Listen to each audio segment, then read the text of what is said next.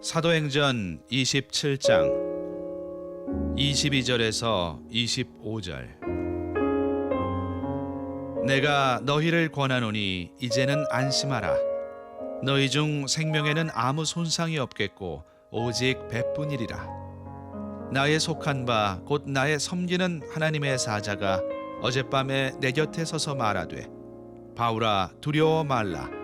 네가 가이사 앞에 서야 하겠고 또 하나님께서 너와 함께 행선하는 자를 다 네게 주셨다 하였으니, 그러므로 여러분이여 안심하라. 나는 내게 말씀하신 그대로 되리라고 하나님을 믿노라.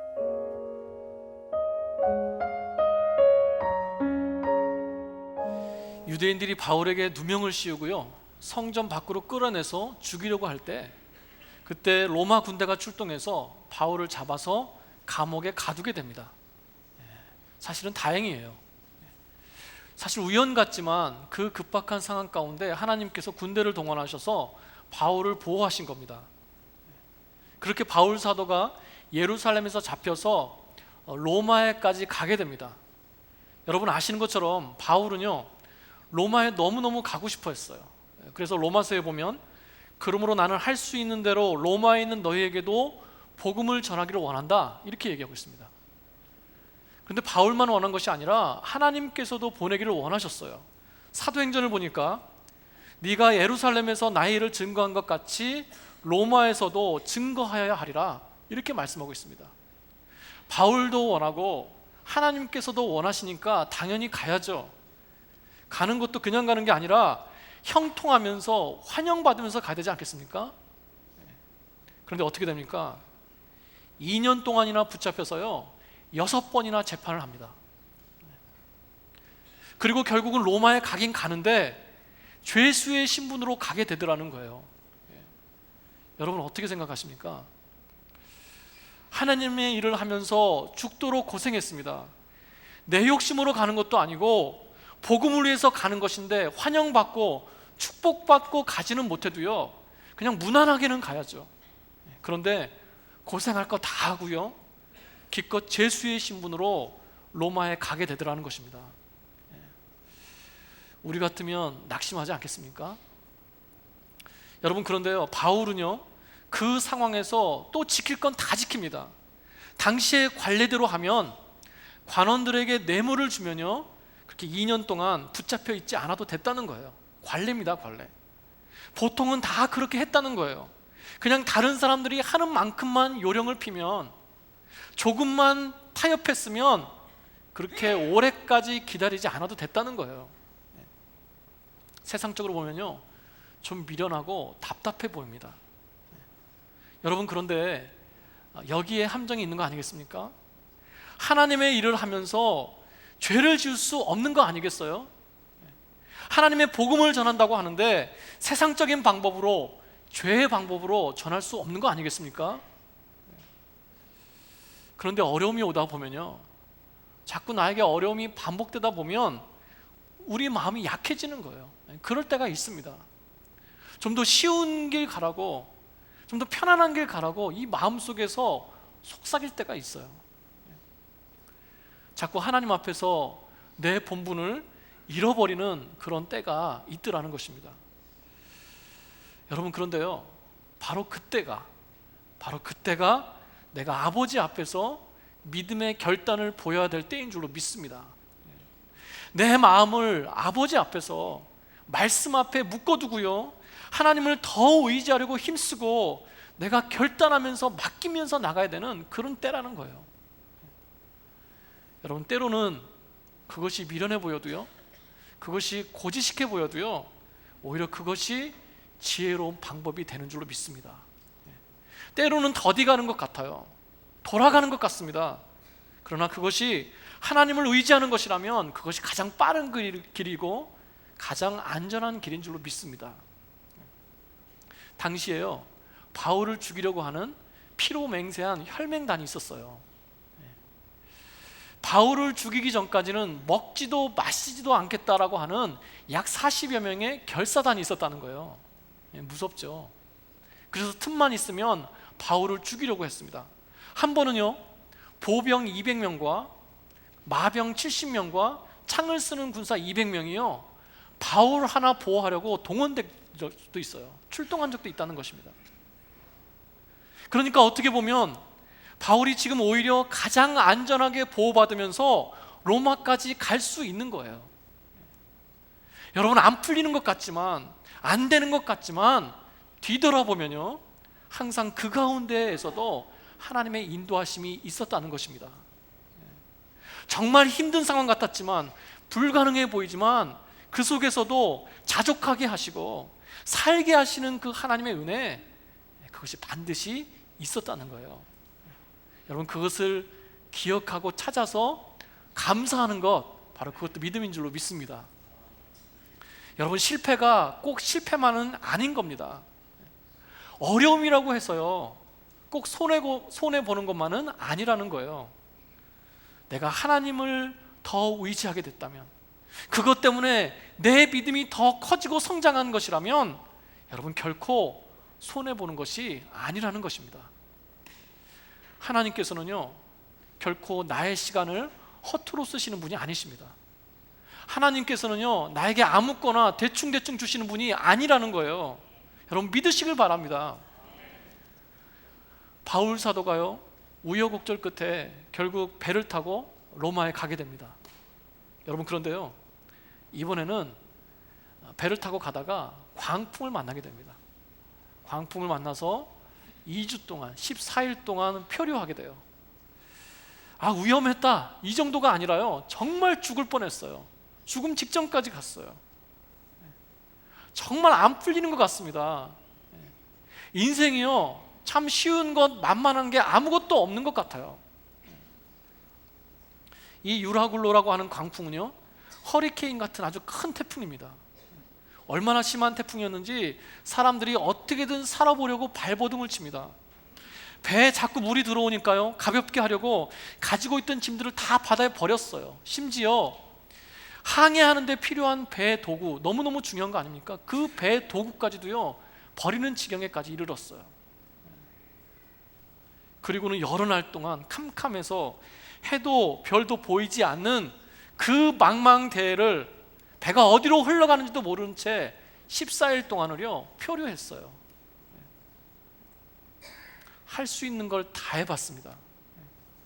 그런데 이제는 탈진해서 다 지쳤어요. 희망이 없습니다. 아무것도 할 수 있는 게 없어요. 이제는 죽음만 생각하고 있을 때, 그때 한 죄수가 그 어둡고 무거운 분위기의 배 안을 돌아다니기 시작합니다. 여러분, 낙심하지 마세요. 우리는 살 수 있습니다. 여러분, 음식을 좀 먹고 힘을 내세요. 기운을 차리세요. 우리가 살 수 있다니까요. 바로 바울이었어요. 바울이 돌아다니면서 지친 사람들을 먹이고요 일으켜 세우면서 격려하기 시작합니다. 여러분, 살아가면서 나를 힘들게 하는 것이 무엇입니까? 비교 아닙니까? 비교? 자꾸 나를 다른 사람과 비교하게 돼요. 저 사람은 저렇게 사는데 나는 이렇게 사는 게 힘들어요. 저 사람은 가진 것 같은데 나만 없는 것 같아서 어려워요. 저 사람은 누리고 사는 것 같은데 나는 누리고 살지 못하는 것 같아요. 저 사람은 건강한데 나만 병든 것 같습니다. 페이스북을 보면요 다 행복한 것 같아요. 자꾸 비교하면서 내 속에 열등감들이 생기더라는 것입니다. 그래서 어떨 때는요 뭐가 위로가 됩니까? 저 사람도 나와 같은 생각을 하고 있구나, 나와 같은 마음을 가지고 있구나. 그 비슷한 걸 보면서 그거 하나로 마음의 위로를 얻습니다. 저 사람도 나처럼 힘들구나. 다른 사람이 힘든 것을 통해서 내가 위로를 받더라는 거예요. 여러분, 지금 이 배 안에는요 276명의 사람들이 타고 있습니다. 거기에는 죄수만 타고 있는 게 아니에요. 일반 승객들도 타고 있습니다. 곡물을 운송하는 화물선이라 장사하는 사람들도 타고 있고요, 많은 로마 군인들이 타고 있습니다. 그리고 그 배를 이끄는 선원들도 타고 있어요. 지금 이 난파당한 배 안은요 어떻게 보면 작은 세상입니다. 거기에 여러 인간 군상들이 다 있어요. 살아보려고 하는 인간의 수고도 있죠. 실패한 후에 다가오는 낙심도 있습니다. 삶과 죽음이 있어요. 짓누르는 두려움이 있습니다. 나를 붙드는 염려가 있어요. 원망도 있습니다. 작은 세상이에요, 작은 세상. 그런데 그곳에서 비교하자면요, 이 바울은 배 안에서 가장 작은 사람 중에 하나라는 거예요. 바울이라고 하는 사람은요, 그냥 죄수일 뿐인 것입니다.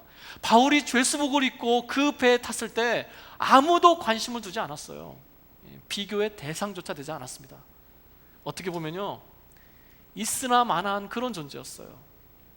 아마도 276명 중에 가장 작고 초라한 사람 중에 하나였을 거예요. 더군다나 같이 풍랑을 만난 거 아니겠습니까? 똑같이 지쳤고 똑같이 굶주려 있어요. 똑같이 절망했습니다. 그런데 누구도 움직이지 않을 때, 다 포기하고 있을 때 그 작고 무기력해 보이는 바울이요, 움직이고 있더라는 거예요. 사람들을 격려하고 있더라는 것입니다. 대단하지 않습니까? 여러분, 그런데요, 하나님께서는 저 여러분을 그런 존재로 만드셨다는 거예요. 그런 사람들로 만드셨대요. 여러분, 마태복음 13장 33절에 보면 우리가 잘 아는 예수님의 비유가 하나 나옵니다. 또 비유로 말씀하시되 천국은 마치 여자가 가루 서말 속에 갖다 넣어 전부 부풀게 한 누룩 같다.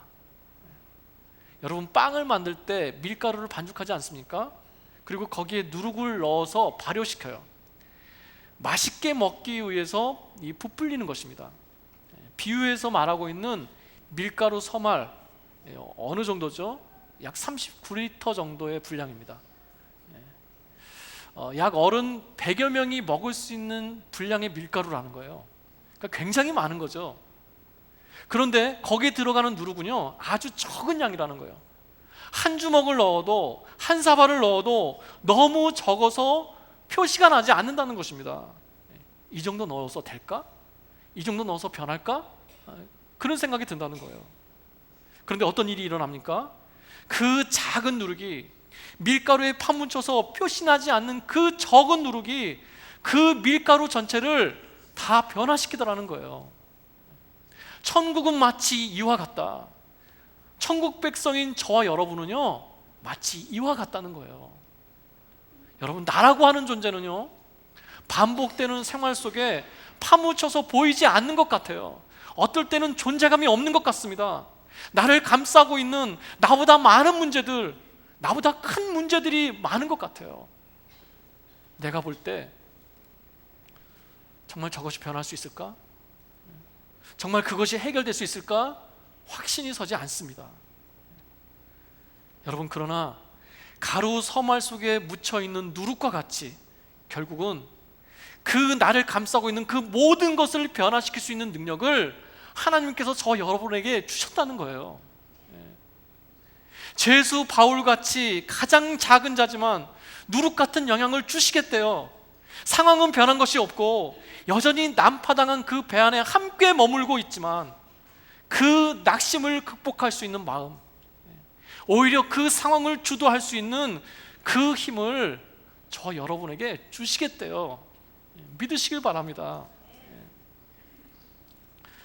여러분, 이사야 41장 14절에 이런 말씀이 있습니다. 우리가 잘 아는 말씀인데요, 지렁이 같은 너 야곱아, 너희 이스라엘 사람들아 두려워 말라. 나 여호와가 말하노니 내가 너를 도울 것이라. 여러분, 지렁이 같은 너 야곱이래요. 지렁이래요. 얼마나 연약한 존재입니까? 오죽했으면 지렁이도 밟으면 꿈틀한다, 그런 얘기를 하겠어요. 지렁이 같은 너 야곱아, 야곱이래요. 야곱은 속이는 자 아닙니까? 이스라엘이 소명의 이름이라면 야곱은 지극히 인간적인 이름이에요. 수단과 방법을 가리지 않고 살았습니다. 자신의 노력으로 살아오는 인생의 이름, 인간적인 이름, 바로 그게 야곱이에요. 그런데 하나님께서 그 야곱에게 뭐라고 말씀하십니까? 보라, 내가 너로 이가 날카로운 새 타작기계를 삼으리니 네가 산을 쳐서 부스러기를 만들 것이며 작은 산들로 격하게 할 것이라. 지렁이 같은 나를요, 날카로운 새 타작기계로 만드시겠대요. 나에게 산을 쳐서 부스러기로 만들 수 있는 강한 이빨을 주시겠대요. 여러분, 하나님께서는 내 문제를 치우시지 않으세요. 문제는 그대로 놔두십니다. 그리고 어떻게 하십니까? 그 문제 앞에 있는 나를 강하게 하세요. 나를. 문제는 내 앞에 여전히 있지만 내 이빨을 강하게 하시고 작은 나를 강하게 하셔서 그 산을 뚫고 지나가게 하시더라는 거예요. 바로 이것이 아버지의 방법입니다. 여러분, 시편 23편에 뭐라고 말씀합니까? 주께서 내 원수의 목전에서 내게 상을 베푸시고 기름으로 내 머리에 바르셨으니 내 잔이 넘치나이다. 원수를 내 눈앞에서 치워주셨다, 없애주셨다, 그렇게 말씀하지 않습니다. 원수는 여전히 내 눈앞에 있어요. 내 목전에 있습니다. 그런데 하나님께서 어떻게 하신다고요? 그 원수 앞에서 나를 높이신대요. 내게 상을 베푸셨대요. 내 머리에 기름을 바르시겠대요. 나를 강하게 하시고 나를 높이셔서 그 원수라고 하는 산을 뚫고 지나가게 하시겠대요. 그 원수라고 하는 문제를 뛰어 넘어가게 하시겠다는 것입니다. 그랬더니 어떻게 된다고요? 내 잔이 넘치나이다. 지렁이 같은 나를 새 타작기계 같이 만드셔서 문제를 뚫고 지나가게 하시니까 어떻게 됩니까? 너는 여호와로 인하여 즐거워하겠고 이스라엘의 거룩한 자로 인하여 자랑하리라. 문제가 없어진 걸 기뻐하지 않는데요, 하나님을 기뻐한대요. 문제가 없어진 걸 자랑하지 않는데요, 하나님을 자랑한대요. 형통함을 자랑하는 것이 아니라 나를 강하게 하시고 문제를 뚫고 지나가게 하신 그 하나님을 기뻐하고 그 하나님을 자랑한다, 이렇게 고백하고 있습니다. 여러분, 그러므로 문제가 없어지길 기도하지 마세요. 문제는 예전에도 있었고요, 지금도 있고요, 앞으로도 있을 거예요. 그 문제 앞에 있는 내가 강해지기를 기도하시길 바랍니다. 나에게 인생의 산을 뚫고 지나갈 수 있는 그 영적인 날카로운 이빨을 달라고 하나님 앞에 기도하시길 바랍니다. 내가 우겨쌈을 당해도요, 나를 감싸고 있는 그 모든 상황과 주변을 다 변화시킬 수 있는 그 누룩의 능력을 달라고 기도하시길 바랍니다. 바울과 같이요, 모두가 다 포기하고 있을 때, 죽음을 생각하면서 낙심하고 있을 때 오히려 그들을 위로하고 그들에게 소망을 주는 누룩 같은 바울, 날카로운 새 타작기계 같은 그 바울, 그런 바울이 저와 여러분 되시기를 주님의 이름으로 축원합니다. 자, 그럼 어떻게 그렇게 될 수 있습니까? 어떻게 바울이 그렇게 힘을 낼 수 있었습니까? 제가 오늘 본문 말씀을 다시 한번 읽어볼게요. 23절부터 25절입니다.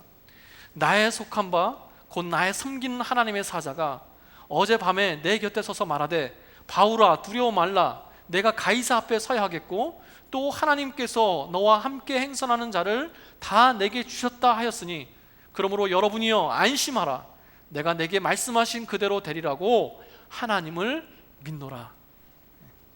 지난밤에요, 하나님께서 바울을 찾아왔다는 거예요. 그 사자가 내 옆에 서서 말했다는 겁니다. 바울아 두려워하지 말아라, 네가 결국 로마에 갈 것이다. 그리고 내가 너와 함께한 모든 사람들을 살려줄 거야. 바로 말씀하셨다는 거예요.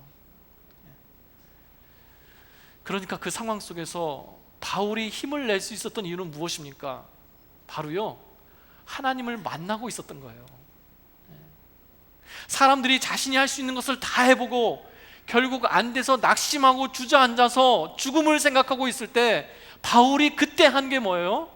그 배의 어느 한 구석에서 하나님을 찾으면서 기도하고 있었던 거예요. 여러분, 예외는 없습니다. 우연은 없습니다. 기도해야 되는 거예요. 여러분 기억하시죠? 바울과 실라가요, 억울하게 매맞고 착고에 채워져서 빌립보 감옥에 갇혀 있게 됐습니다. 그런데 그 감옥 안에서 바울과 실라가 뭐 합니까? 뭐 했습니까? 그 어둡고 눅눅한 감옥에서 찬양과 기도를 했다고 그랬어요. 기도했다. 기도했더니 기도할 때 옥문이 깨어지고 착고가 풀어지는 그런 역사가 나타났다는 것입니다. 아무도 기도할 생각을 못할 때, 살아보려는 몸부림은 있지만 기도가 없을 때 바울은 그때 기도했다는 거예요. 그리고 하나님을 만나고 있더라는 것입니다. 여러분, 다시 한번 말씀드립니다. 기도를 믿는 자가 기도합니다. 기도의 능력을 믿는 자가 기도하게 되는 거예요. 기도 외에는 이런 이유가 나감이 없는 줄로 믿습니다. 또 한 가지 있습니다. 그렇게 기도해서 바울이 뭘 받았습니까? 바로 약속의 말씀을 받았어요. 내가 너뿐 아니라 다른 사람을 다 살려줄 거야 라고 하는 약속의 말씀을 받았기 때문이라는 거예요. 여러분, 말씀은요, 말씀은 생명력입니다. 여러분, 씨 뿌리는 비유 기억나시죠? 네 가지 밭이 있고 거기에 씨앗을 뿌리지 않습니까? 그런데 그 씨앗이 뭔가요? 말씀이죠, 말씀. 씨앗의 생명력은 어떻습니까? 씨앗은요, 콘크리트를 뚫고 나옵니다. 절벽의 그 가파른 바위에서도요, 자리를 잡고 자라나는 것이 바로 씨앗의 생명력이에요. 그런데 바로 말씀의 생명력이 그와 같다는 거예요. 여러분, 욥이 고난 받았습니다. 그런데 그때 하나님이 뭐라고 하십니까? 욥아, 힘들지? 어렵지? 왜 네가 고난 당하는 줄 아니? 이렇게 위로하시고 이렇게 설명하지 않으셨어요. 오히려 전혀 상관없는 말씀을 하십니다. 욥아, 네가 왜 원망하니? 내가 천지 만물을 지을 때 네가 거기 있었니? 이런 말씀을 계속 하시는 거예요. 그런데요, 신기한 일이 일어납니다. 전혀 상관없는 말씀 같았는데 그 말씀을 들은 욥이요, 살아나기 시작하는 거예요. 더 이상 하나님을 원망하지 않습니다. 자신이 처한 상황과 고난이 이해되기 시작해요. 그리고 뭐라고 고백합니까? 내가 이 모든 것을 통과한 후에 정금같이 나오리라. 더 이상 아버지를 원망하지 않습니다. 여전히 자신의 몸에서 피고름이 뚝뚝 떨어지고 있어요. 여전히 도망간 아내는 돌아오지 않습니다. 죽은 자식들은 결코 돌아올 수 없어요. 상황은 변하지 않았습니다. 그런데 이제는 더 이상 하나님을 원망하지 않습니다. 더 이상 눈물 흘리지 않아요. 왜 그렇습니까? 바로 말씀이 들려지니까. 생명력 있는 말씀이 그 속에 들어가니까 그 영혼이 살아나고 심령이 강해지더라는 것입니다. 여러분, 지금 바울은요, 기도하면서 그 생명력 있는 말씀을 받고 있어요. 그 바울 속에 약속의 말씀이 들어가니까 그 상황 속에서도 살아나고 힘을 내더라는 것입니다. 사람들을 격려할 수 있었던 것은 바울의 착한 성품 때문이 아니라는 거예요. 사도라고 하는 그 의무감 때문이 아니라 자신의 경험이나 의지에서 온 것이 아니라 바로 약속의 말씀이 들려지니까, 약속의 말씀이 그 속에 들어가니까 바로 그 심령이 담대해지고 그런 상황 가운데에도 평안할 수 있더라는 것입니다.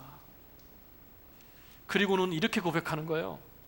나는 내게 말씀하신 그대로 되리라고 하나님을 믿습니다. 나는 하나님의 약속의 말씀을 믿습니다. 바로 이 고백을 하고 있는 거예요. 여러분, 이것이 저와 여러분의 고백 되시기를 축복합니다. 하나님께서는요, 바울에게 사람들을 다 구원해 주겠다 이렇게 말씀하지 않으세요. 말씀은요, 굳이 모든 사람들을 내게 주었다 그러십니다. 내게 주었다. 이것은 다른 말로 표현하면요, 내가 너 때문에, 너로 말미암아 다 구원해 주겠다 이런 뜻이에요. 바울에게 276명의 생명을 붙이시겠다 이런 뜻입니다. 놀라운 말이에요. 여러분, 이것이요, 기도하는 한 사람의 능력인 줄로 믿습니다. 이것이 약속의 말씀을 붙들고 나가는 한 사람의 영향력이라는 거예요. 그 바울 한 사람 때문에 배 안에 있는 그 모든 사람들이 다 구원의 약속을 받았다는 거예요.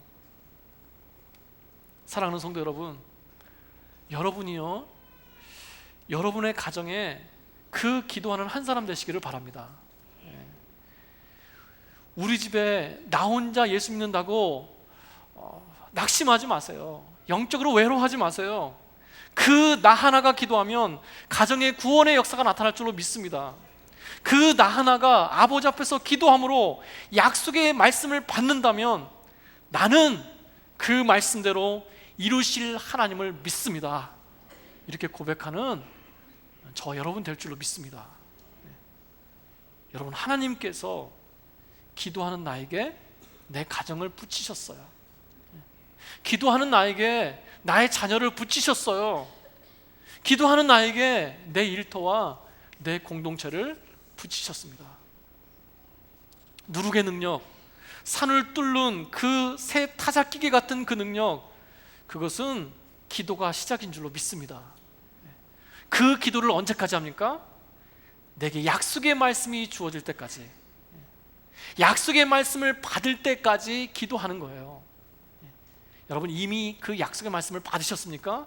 그렇다면 그 말씀 붙들고 이제는 내 삶에, 내 인생에 그 배 안으려 누비시길 바랍니다. 그 약속의 말씀 붙들고 내 삶의 자리에서 내가 할 수 있는 최선을 다하시길 바랍니다. 그러면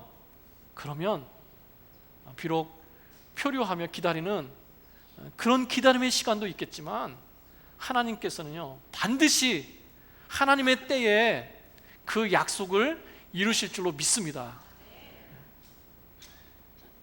기도하면서 만나고 약속의 말씀을 붙들고 나가고, 그리고 한 가지 더 해야 될 것이 있습니다. 바로 바울같이 이기려면 예배를 붙잡아야 됩니다. 예배를 붙들어야 돼요. 오늘 우리가 읽지는 않았지만 35절 말씀 보면 이런 말씀이 있습니다. 떡을 가져다가 모든 사람 앞에서 하나님께 축사하고 떼어 먹기를 시작했다. 음식을 먹기 전에 식기도를 하는 것은요, 유대인들의 관습입니다. 그러나 그것은요, 단순히 그냥 식기도했다, 그런 의미가 아니에요. 바로 예배드렸다는 뜻입니다. 그 전절에 보면요, 너희 중에 머리털 하나도 잃을 자가 없다, 이렇게 말하거든요. 그런데 이 말씀을 볼 때 마치 예수님께서 누가복음 21장 18절에서 말씀하신 너희 머리털 하나도 상치 아니하리라, 이 메시지가 생각이 나요. 그러니까 지금 메시지도 있는 거예요. 그리고는요, 하나님께 축사했다 이러거든요. 축복하고 감사했다는 거거든요. 다시 말하면 감사의 예배를 드렸다는 거예요.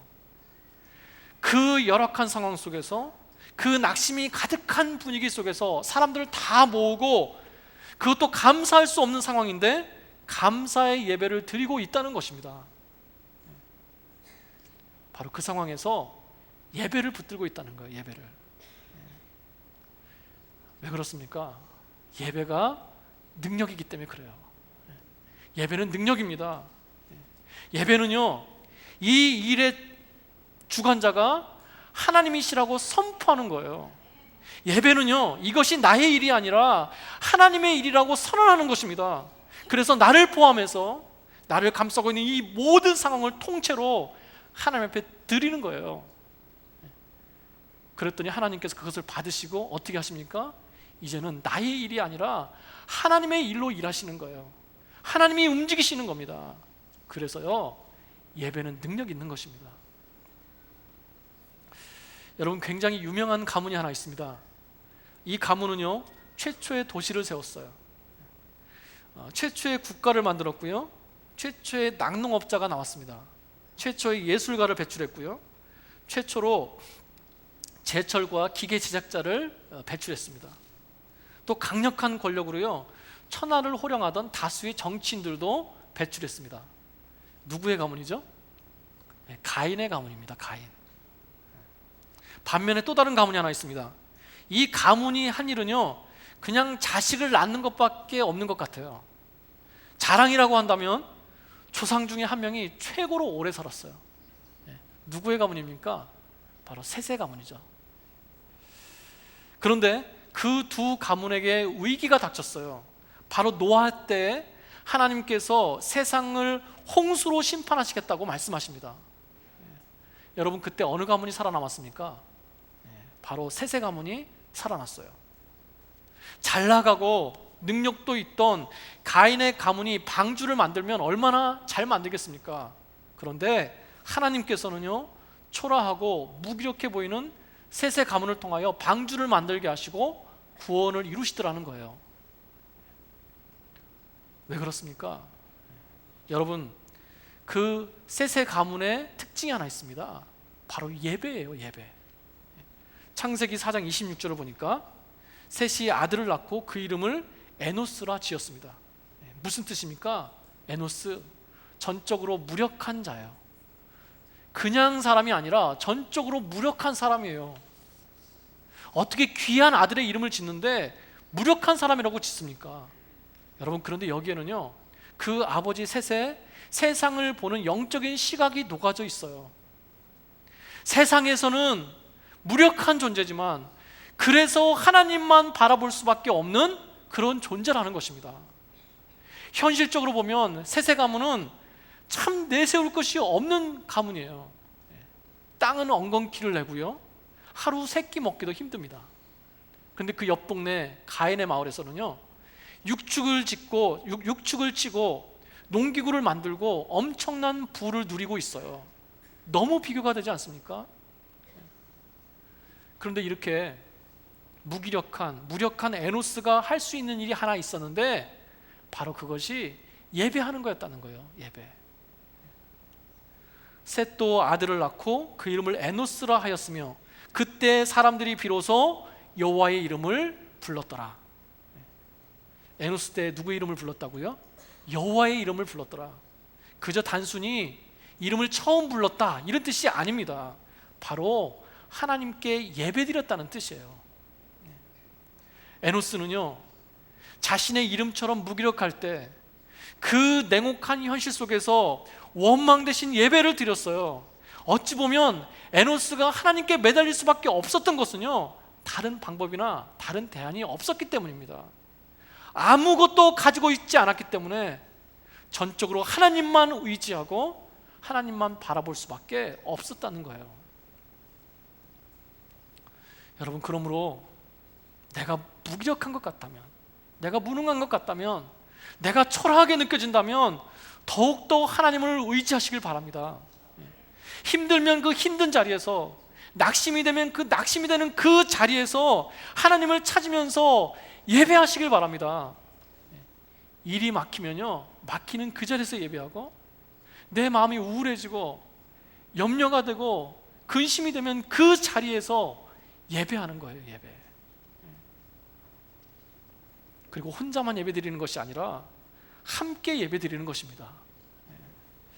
말씀을 보면 그때 비로소 사람들이 여호와의 이름을 불렀더라. 사람들이, 그러니까 에노스 혼자만 예배드린 것이 아니라 그와 관련된 모든 사람들이 하나님을 예배드리는 역사가 나타났다는 거예요. 예배 확장입니다. 예배 전염이에요. 전염. 바울도 보십시오. 오늘 말씀 속에 혼자 예배드린 것이 아니라 다른 사람들을 불러 모아서 예배드렸어요. 함께 예배드렸어요. 우리에게도 이런 예배의 확산이 있어야 될 줄로 믿습니다. 가족이 함께 예배드리는 거예요. 모이기를 힘쓰면서 수시로 함께 모여서 기도하고 예배하는 것입니다. 우리가 함께 예배할 때 그 예배 가운데 하나님의 능력과 기적을 체험하게 하실 줄로 믿습니다. 바울이 그렇게 기도하고 또 받은 약속의 말씀을 붙들고 나갔고, 그리고 예배하며 나갔더니 그 다음에 어떤 일이 일어납니까? 사도행전 27장 44절 말씀에 우리 다 같이 함께 읽어봤으면 좋겠습니다. 그 남은 사람들은 널조각 혹은 배 물건에 의지하여 나가게 하니 마침내 사람들이 다 상륙하여 구원을 얻으니라. 마침내 사람들이 다 상륙하여 구원을 이루니라. 어떻게 됐다고요? 그 위급한 상황 속에서 한 사람도 죽지 않았대요. 다 구원받았대요. 하나님께서 약속하신 대로, 하나님께서 말씀하신 대로 그대로 다 이루어졌다는 것입니다. 사랑하는 여러분, 내 인생의 배 안에서, 내 삶의 배 안에서 바울과 같이 기도를 붙드시기 바랍니다. 바울과 같이 하나님의 약속의 말씀을 붙들고 또 예배를 붙들고 나갈 때 하나님께서는 반드시 내 인생에, 내 삶에 하나님이 살아계신 증거를 보여주실 줄로 믿습니다. 능력을 체험하게 될 줄로 믿습니다. 그러므로 결국은 나는 내게 말씀하신 그 하나님을 믿습니다. 바로 이 고백으로 나가고 이 고백으로 살게 하실 줄로 믿습니다. 그런 저 여러분 되시길 주님의 이름으로 축원합니다. 아멘. 기도하시겠습니다. 하나님 아버지, 감사합니다. 감사합니다. 부족하고 연약하고 지렁이 같은 나지만 그러나 나를 강하게 하시고 나에게 날카로운 이빨을 주셔서 내 문제를 뚫고 지나가게 하시니 감사합니다. 내게 능력 주시는 자 안에서 내가 모든 것을 할 수 있는 줄로 믿습니다. 모든 상황과 형편 가운데 주님을 바라보게 해 주시옵소서. 기도하게 하여 주옵소서. 약속의 말씀을 받기까지 기도하게 해 주옵소서. 그 약속의 말씀 붙들고 포기하지 않고 가게 해 주시옵소서. 예배의 승부를 걸게 해 주시옵소서. 예배할 때 성령의 임재하심과 기름 부심을 경험하는 그런 인생이 되게 해 주시옵소서. 하나님 감사합니다. 감사합니다. 영광 받아 주시옵소서. 예수님의 이름으로 기도드렸습니다. 아멘.